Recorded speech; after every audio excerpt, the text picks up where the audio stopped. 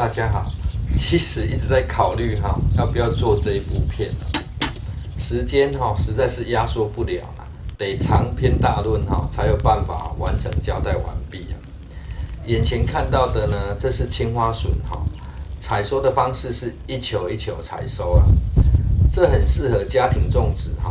非常细嫩好吃之外呢，还可以重复采收了。不过针对于十字花科种植防虫网自然不可少了，而这组呢防虫网搭设的方式呢，与一般所见的并不相同一般在边边的位置呢，支撑网子的铁丝是采用斜插的方式这样可以避免内部的菜叶接触到网子而被叶菜而下卵斜插的方式呢，在足够的空间下是最省事的。若是走道非常狭窄就会造成行走上的不方便因此呢，思考后又做了一次改良，应该不止一次了。到目前为止呢，是还没有看过会这样做至于成效如何呢，就请看官们听个人娓娓道来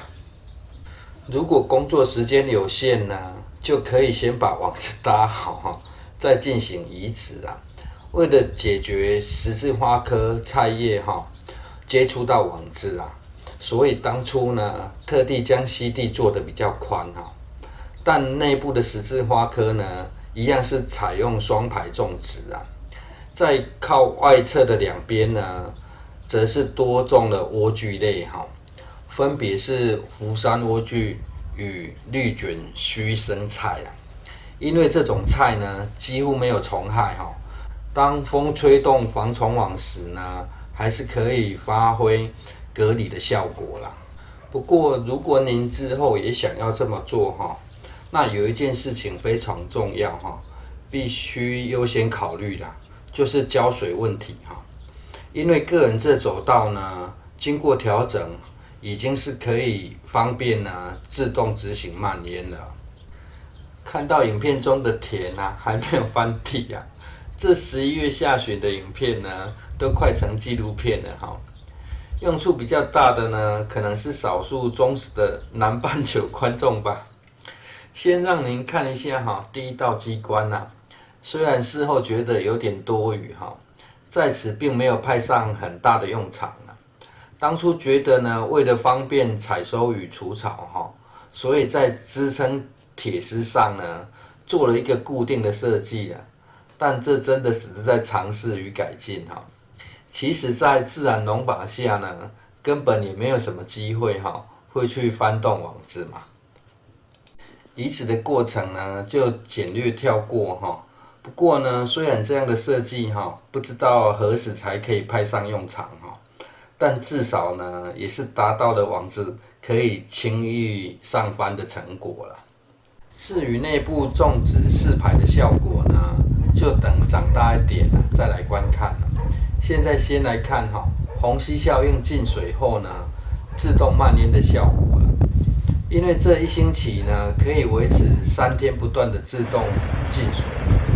所以呢，这水位呢调整得非常低这么大的水源呢，也算是只取一瓢饮的概念而片头说这部片呢，有点复杂冗长的原因呢，本来是还包含如何把堆草草化掉的过程不断删减后呢，目前可看到上方的土壤十分稀松另辟一处堆草槽之后呢，将此处呢也并入新的基地第二组防虫网种植的做法呢，又有所不同整理好基地之后呢，在中央多挖出一条沟槽在凹槽内呢，摆放了大量的大叶浮萍大萍因为基地又再度加宽所以保湿的目的就更重要了当然呢，如果您之前看过大萍的效应呢，也算是实际拿来应用看看毕竟呢，这水池里的大萍呢，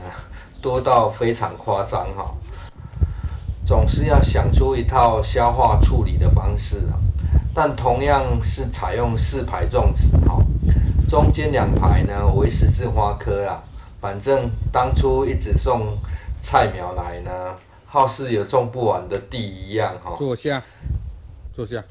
在还未付网之前呢，当然就是禁止他们下来。坐下，然后也才有这样抗议的插曲哈。坐下，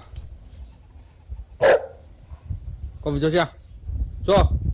儿子完全是好的不学哈，坏的学得很快。高飞有样学样哈，马上跟着公然抗令了。移植完之后呢，因为根系还不稳定哈，前3天得先浇水了。不过是只浇了1天哈，就改用慢捏的方式了。覆盖完毕之后呢，一开放参观哈，马上就让个人的预言成真了，直接安稳的坐在CD上哈。从另外一个角度看呢 ，Goffy 是非常稳定的。不过呢，这是他直男的反应哈，提醒该放饭吃晚餐了。种植有时看一下天气哈，或是搭配灌溉河道来水时间呢，会轻松不少啊。浅层慢捏呢，是想引动它的根系往下吸水之外呢，也是让它日后呢可以更容易吃到不同土层的养分了。种植过没几天哈，刚好遇到了下雨了，中间的大坪呢更发挥效果哈，把水分保持得很好了。个人种植过程呢，就只进行慢捏哈，让水慢慢吸附上去了，配合养土与地下水的养分呢，就足够撑起自然农法了。所以才会说哈，防虫网上做的固定设施呢，单纯只是在练技能而已哈，效用其实不大啦。眼前看到的这是青花笋哈，采收时呢是一球一球采收啦。不过呢，要注意的是采收时哈，采用斜切的方式啊，但它的笋子旁呢还会再长出新的笋子哈，所以呢尽可能注意一下哈，采收时呢别把其他小的幼笋也跟着切下哈。除非真的长得太靠近哈，才一起切下，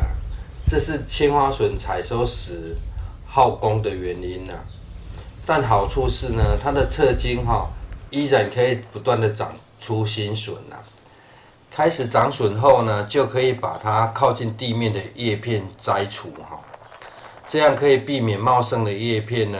遮住阳光啊，地面过于阴湿哈，减少蚜虫入侵的机会啦。不过呢，为了让大家看得更清楚哈，当初摘除时呢，连上方的叶片也做了清理啊。如果是为了透气考量呢，结笋时哈，上方留个3、4片大叶片哈，就已经足够了。细嫩的程度呢，就用它的茎哈来替代表现了，请大家自行想象一下。也刚好可从这粗壮脆嫩的茎呢，来表现一下地力哈。至于笋子采收下来呢，就像小型的青花椰菜啦，只是更为细嫩好吃哈。今年错过种植的观众朋友呢，明年请把握良机啦，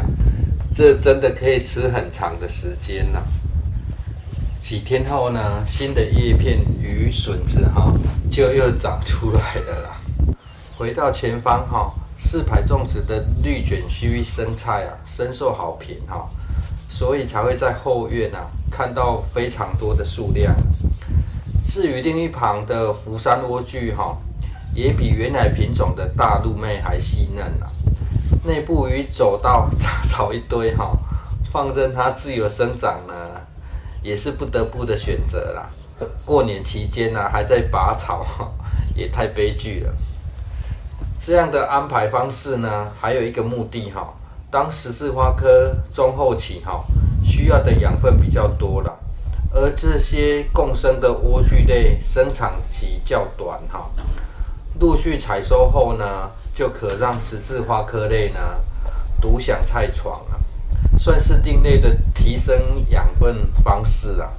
一开始将养分共用后期独享呢，至少也有心理作用吧。似曾相识的画面又出现了不过呢，这不是青花笋而是花椰菜网子内的十字花科类呢，其实有高丽菜、花椰菜、青花笋跟结头菜这叶片长到这么高大若没有靠近看呢，根本看不出个所以然花椰菜呢，如果要长得细嫩在开出花朵时呢，就可以在上方盖一块透气的布降低光合作用这样花椰菜呢就可以长得白白嫩嫩，不会黄黄的而省事的方式呢，也可以折下中间的叶子直接覆盖上下方靠近土壤位置的叶片呢，最好是把它摘除摘除的时候呢，可以顺道看一下叶片上是否出现蚜虫。如果出现蚜虫呢，叶片最好别摆放在附近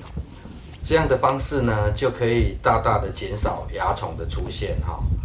谢谢收看。